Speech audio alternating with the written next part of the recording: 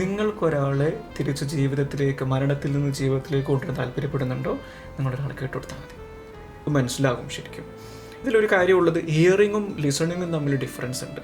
Hearing എന്ന് പറയുന്നത് എന്താ, ഇപ്പം നിങ്ങൾ എന്നെ ഇങ്ങനെ കേട്ടുകൊണ്ടിരിക്കുന്നുണ്ട് എന്ന് പറയുന്നത് ഒരു പസീവ് സംഭവമാണ്, നടന്നുകൊണ്ടിരിക്കുന്ന കാര്യമാണ്. Listening is an action.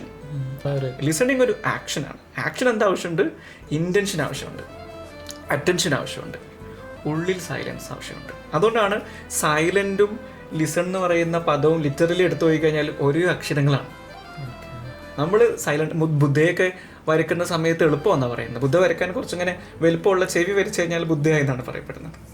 ഈ മഹത്തുക്കളായിട്ടുള്ള മനുഷ്യന്മാരൊക്കെ നമ്മൾ നോക്കുന്ന സമയത്ത് അവരൊക്കെ കേൾക്കുന്ന മനുഷ്യന്മാരായിരുന്നു. അപ്പോൾ ഇത് വളരെ പ്രധാനപ്പെട്ടതാണ്. അപ്പോൾ ഈ ലിസണിങ്ങും ഹിയറിങ്ങും തമ്മിലുള്ള വ്യത്യാസത്തിലേക്ക് വരുമ്പോഴേക്കും അതൊരു ആക്ഷനാണ്. ആക്ഷൻ എന്താ ആവശ്യമുണ്ട്? ഇൻറ്റൻഷൻ ആവശ്യമുണ്ട്. ഞാൻ എന്ത് ചെയ്യാണ്? നിങ്ങളെ കേൾക്കാൻ തീരുമാനിക്കുകയാണ്. ഐ എം ഹിയർ, ഞാനിവിടെ ഉണ്ട്, ഞാൻ നിൻ്റെ കൂടെ ഉണ്ട്. ഒരാൾ മനസ്സിലാക്കാനുണ്ട് എന്നതോളം ആശ്വാസം നൽകുന്ന മറ്റൊരു കാര്യമില്ല. അപ്പോൾ ലിസണിങ്ങിൽ ഒരു കാര്യമുണ്ട്, ഒരുപാട് തെറ്റുകൾ വരുത്തുന്നുണ്ട് മനുഷ്യന്മാർ. അപ്പോൾ ഹൗ ടു ലിസൺ എന്ന് പറയുന്ന ഒരു പുസ്തകത്തിൽ പറയുന്നൊരു കാര്യമുണ്ട്. ലിസണിങ്ങിൽ ഏറ്റവും പ്രധാനപ്പെട്ട തെറ്റ് എന്ന് പറയുന്നത്, പ്രശ്നം എന്ന് പറയുന്നത്, എല്ലാവരും വിചാരിക്കണം നല്ല ലിസണറാണ്, ഞാൻ നല്ല ലിസണറാണെന്നുള്ളതാണ് ഏറ്റവും പ്രധാനപ്പെട്ട പ്രശ്നം. നമ്മൾ ആരും നല്ല ലിസണേഴ്സ് അല്ല. ലിസണിങ് എന്ന് പറയുന്നത് ഒരു ട്രെയിനിങ് ആവശ്യമുള്ള, ലിസണിങ് എന്ന് പറയുന്നത് കോൺഷ്യസ്, ഡെലിബറേറ്റ് ആയിട്ടൊരു പ്രോസസ്സ് കൂടിയാണ്. ഒരു കോൺഷ്യസ് ഡിസിഷനാണ് ലിസണിങ്. ഞാൻ നിങ്ങളെ കേൾക്കാൻ തയ്യാറാവുകയാണ്.